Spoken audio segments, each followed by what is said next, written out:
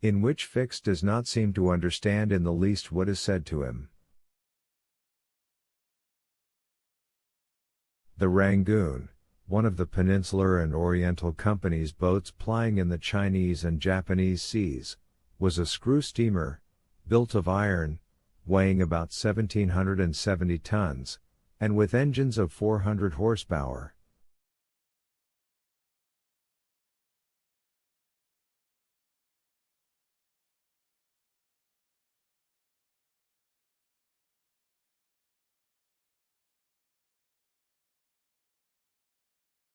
She was as fast, but not as well fitted up, as the Mongolia, and Auda was not as comfortably provided for on board of her as Phileas Fogg could have wished.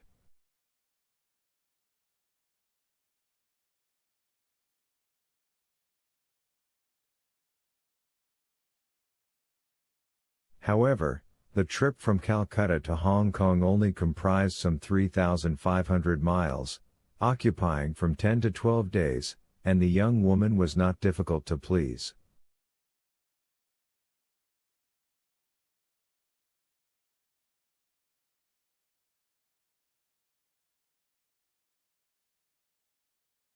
During the first days of the journey Auda became better acquainted with her protector, and constantly gave evidence of her deep gratitude for what he had done.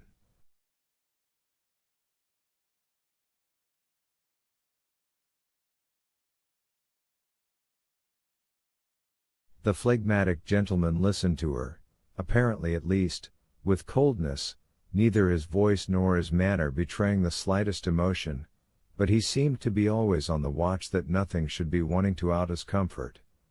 He visited her regularly each day at certain hours, not so much to talk himself, as to sit and hear her talk.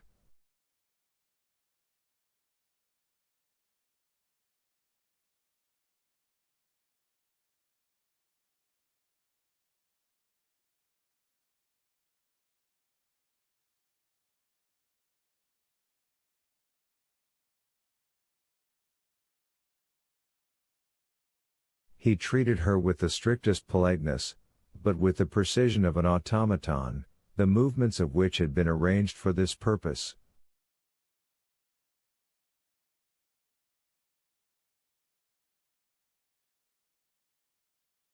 Auda did not quite know what to make of him, though Passepartout had given her some hints of his master's eccentricity, and made her smile by telling her of the wager which was sending him round the world. After all, she owed Phileas Fogg her life, and she always regarded him through the exalting medium of her gratitude.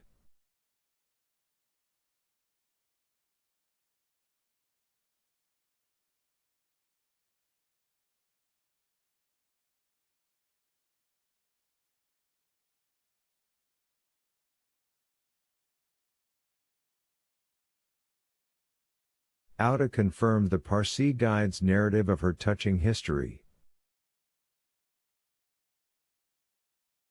She did, indeed, belong to the highest of the native races of India.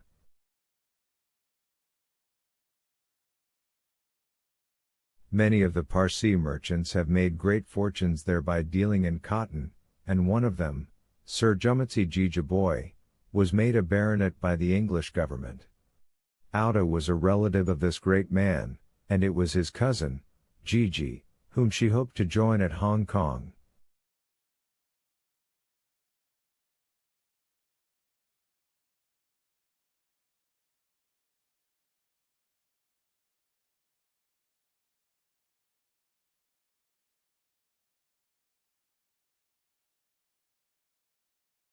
Whether she would find a protector in him she could not tell, but Mr. Fogg essayed to calm her anxieties, and to assure her that everything would be mathematically, he used the very word, arranged.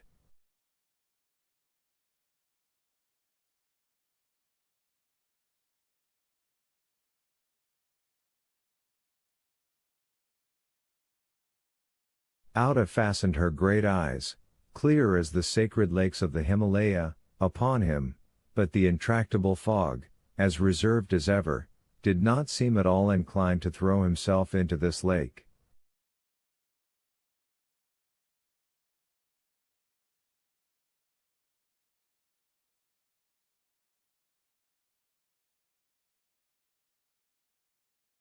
The first few days of the voyage passed prosperously, amid favorable weather and propitious winds, and they soon came in sight of the Great Andaman, the principal of the islands in the Bay of Bengal, with its picturesque saddle peak, 2,400 feet high, looming above the waters.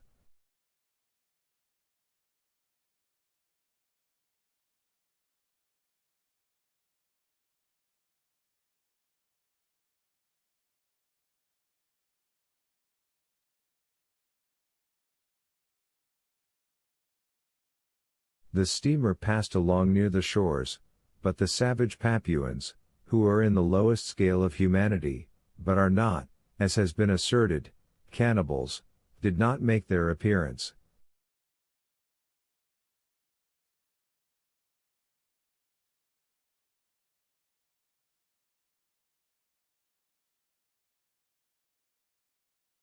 The panorama of the islands, as they steamed by them, was superb.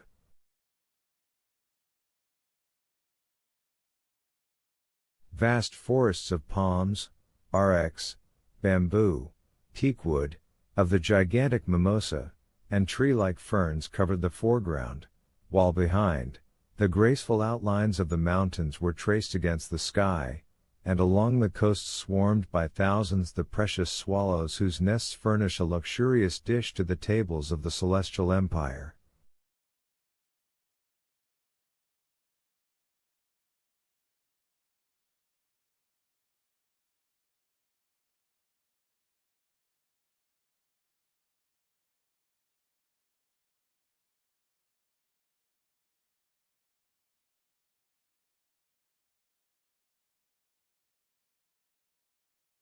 The varied landscape afforded by the Andaman Islands was soon passed, however, and the Rangoon rapidly approached the Straits of Malacca, which gave access to the China Seas.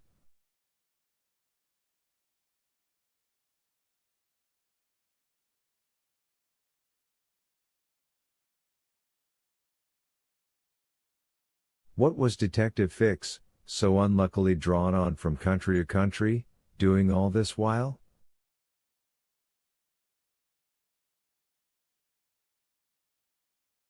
He had managed to embark on the Rangoon at Calcutta without being seen by Passepartout, after leaving orders that, if the warrant should arrive, it should be forwarded to him at Hong Kong, and he hoped to conceal his presence to the end of the voyage.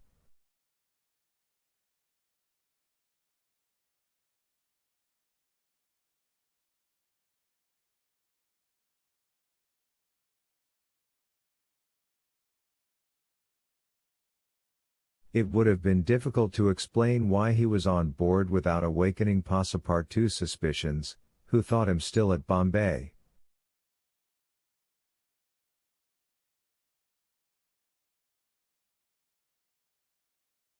But necessity impelled him, nevertheless, to renew his acquaintance with the worthy servant, as will be seen.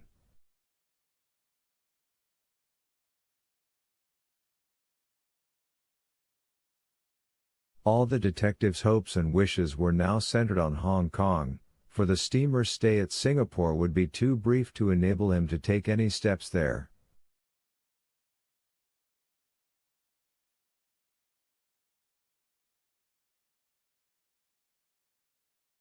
The arrest must be made at Hong Kong, or the robber would probably escape him forever.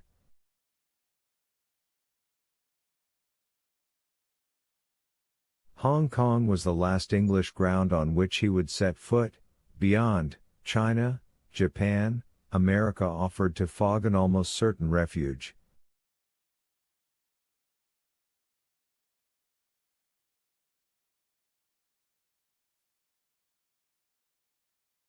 If the warrant should at last make its appearance at Hong Kong, Fix could arrest him and give him into the hands of the local police, and there would be no further trouble.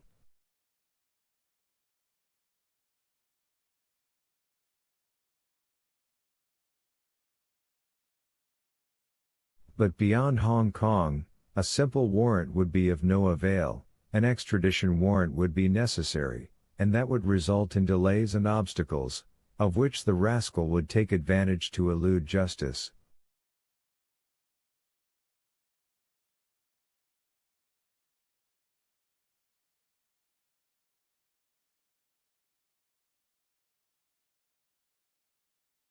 Fix thought over these probabilities during the long hours which he spent in his cabin, and kept repeating to himself,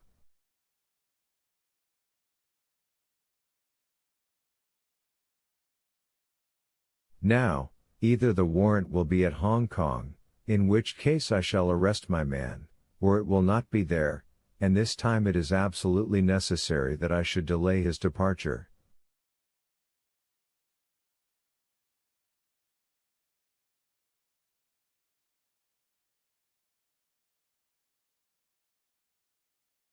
I have failed at Bombay, and I have failed at Calcutta. If I fail at Hong Kong, my reputation is lost, cost what it may, I must succeed.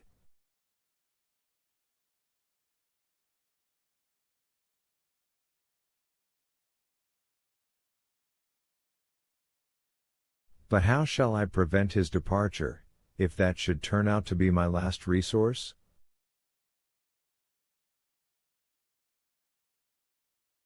Fix made up his mind that, if worst came to worst, he would make a confidant of Passepartout, and tell him what kind of a fellow his master really was.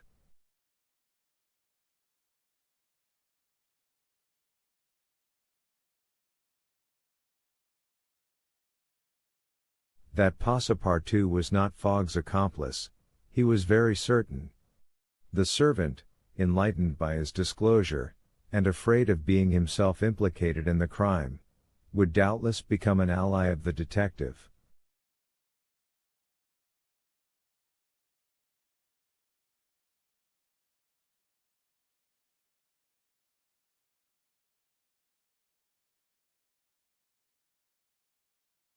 But this method was a dangerous one, only to be employed when everything else had failed.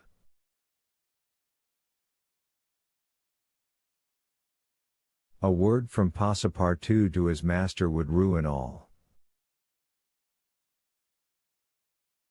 The detective was therefore in a sore strait. But suddenly a new idea struck him. The presence of Outa on the Rangoon, in company with Phileas Fogg, gave him new material for reflection.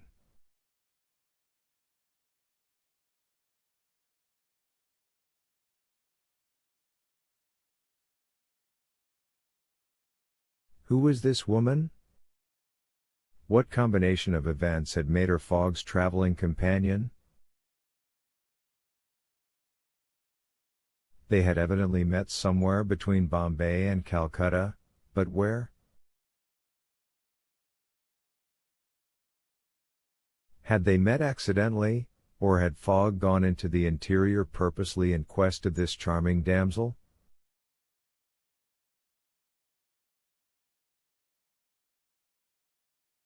Fix was fairly puzzled. He asked himself whether there had not been a wicked elopement, and this idea so impressed itself upon his mind that he determined to make use of the supposed intrigue.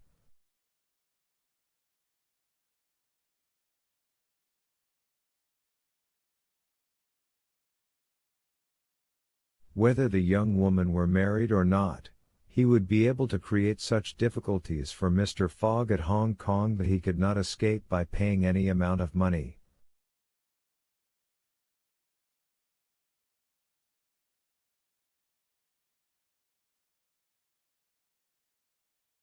But could he even wait till they reached Hong Kong? Fogg had an abominable way of jumping from one boat to another, and, before anything could be effected, might get full under way again for Yokohama.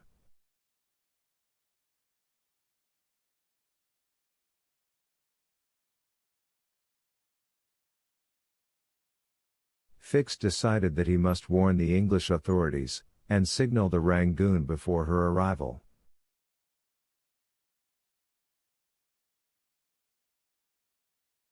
This was easy to do, since the steamer stopped at Singapore, whence there is a telegraphic wire to Hong Kong.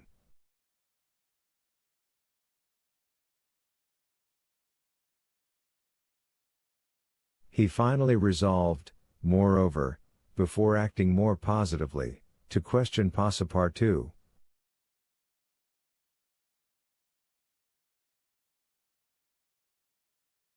It would not be difficult to make him talk, and, as there was no time to lose, Fix prepared to make himself known.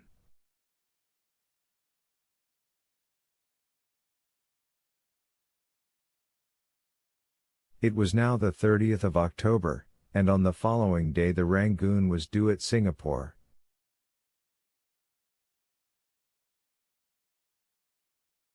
Fix emerged from his cabin and went on deck. Passepartout was promenading up and down in the forward part of the steamer.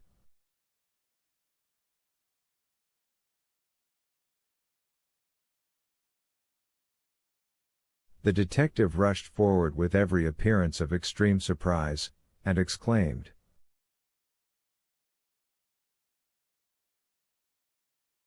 "You here, on the Rangoon?" "What, Monsieur Fix, are you on board?" returned the really astonished Passepartout, recognizing his crony of the Mongolia.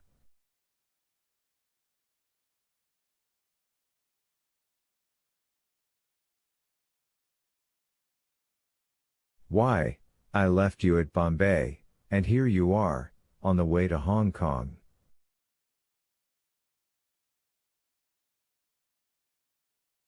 "Are you going round the world too?" "No, no," replied Fix, "I shall stop at Hong Kong, at least for some days."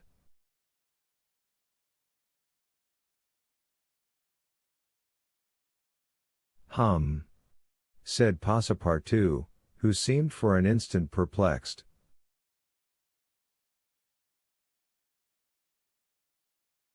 "But how is it I have not seen you on board since we left Calcutta?"